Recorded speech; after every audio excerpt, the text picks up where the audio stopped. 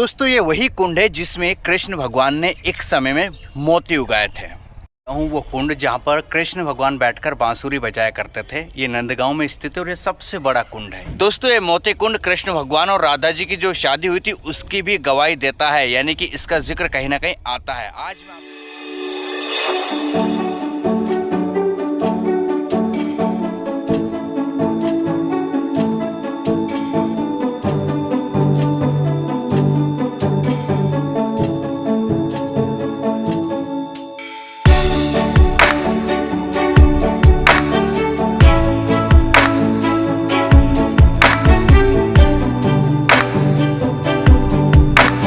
Hello guys, क्या हालचाल आप सभी के। उम्मीद है बेहतर होंगे। और आज हम नंदगांव से थोड़ी सी दूर चलकर आए हैं मोती कुंड के पास। जी हाँ, ये वही मोती कुंड है जिसमें कृष्ण भगवान ने एक समय में मोती उगाए थे। जी हाँ, इसीलिए इस कुंड का नाम मोती कुंड है। और कहा जाता है कि इस कुंड के आसपास पहले पीलू के बहुत सारे पेड़ हुआ करते थे और उन पेड़ से फूल नहीं बल्कि मोती झरते थे। और दरअसल अभी तो यहाँ पर वो पेड़ नहीं है, लेकिन मेरे पीछे कुछ पेड़ दिख रहे हो, वही दरअसल पीलू के पेड़ है। और उनसे एक वक्त में यानी कि द्वापर युग में कहीं ना कहीं ऐसा कहा जाता है, वर्णन है कि मोती झड़ते थे। जी हाँ, कृष्ण भगवान ने इसी मोती कुंड में मोती उगाने का काम किया था। ऐसा कहा जाता है कि कृष्ण भगवान ने एक वक्त में जो नंद बाबा थे उन्हें कुछ मोती दिए थे और नंद बाबा ने इसमें वो मोती बोए थे। चलिए आपको पूरा इसको तालाब को घुमाता हूँ, इस कुंड को पूरा आपको दिखाता हूँ।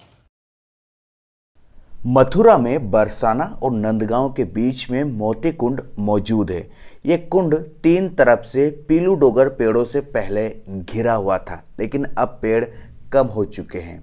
इस पेड़ में मोती जैसे फूल होते हैं। ऐसी मान्यता है कि इन पेड़ों को कान्हा ने नंद बाबा के दिए कीमती मोतियों को बोकर उगाया था। बरसाना के विरक्त संत रमेश बाबा बताते हैं कि गर्ग संहिता, गोमती तंत्र समेत कई ग्रंथों में इस महान कुंड और राधा कृष्ण की सगाई का वर्णन है। गोवर्धन पर्वत उठाने की लीला के बाद दोनों की सगाई हुई थी।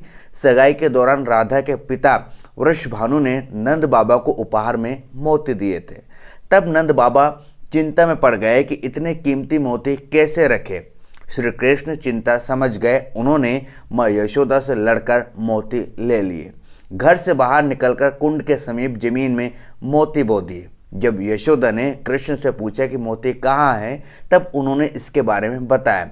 नंद बाबा भगवान श्री कृष्ण के कार्य से नाराज हुए और मोती जमीन से निकालकर लाने को लोगों को भेज दिया।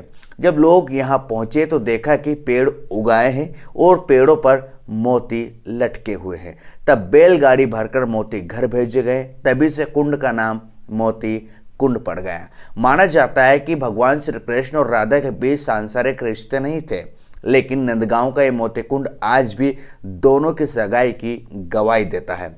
आज भी ब्रज 84 कोस यात्रा के दौरान यहाँ लोग आते हैं, मोती जैसे फल बटोर कर ले जाते हैं। यहाँ डोगर पीलू का पेड़ है। पूरे ब्रज में कुछ जगह ये पेड़ है, लेकिन मोती जैसा फल सिर्फ मोती कुंड के पास ही मौजूद है, जो पेड़ पर लगते हैं। दोस्तों मोती कुंड के पास आपको जो पेड़ दिखाई दे रहे हैं, यही वो डोगर के पेड़ है। इन्हें पीलू के पेड़ भी कहा जाता है और इन्हीं में मोती के बीज लगते थे, इन्हीं में से मोती झरते थे। जी हाँ, आप देख सकते हो ये नंदगांव के कई सारी जगहों पर आपको नज़र आ जाएंगे और बहुत पुराने पेड़ लग रहे हैं।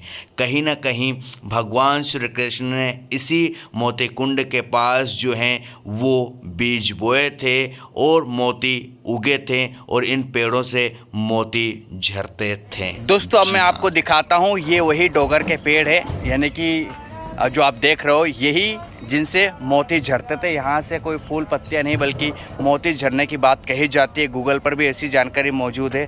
और मैं आपको दिखाता हूँ कि दरअसल वो कितने सारे हैं। और ऐसे ही जो ये पेड़ है, ये दरअसल कदम टेर जो हैं वहाँ पर भी इतने सारे हैं। और ये भी आप देख सकते हो मेरे पीछे जो है, ये वही डोगर के पेड़ है जिनसे मोती झरते थे। और ये वो तालाब आपको दिख ही रहा है पूरा का पूरा।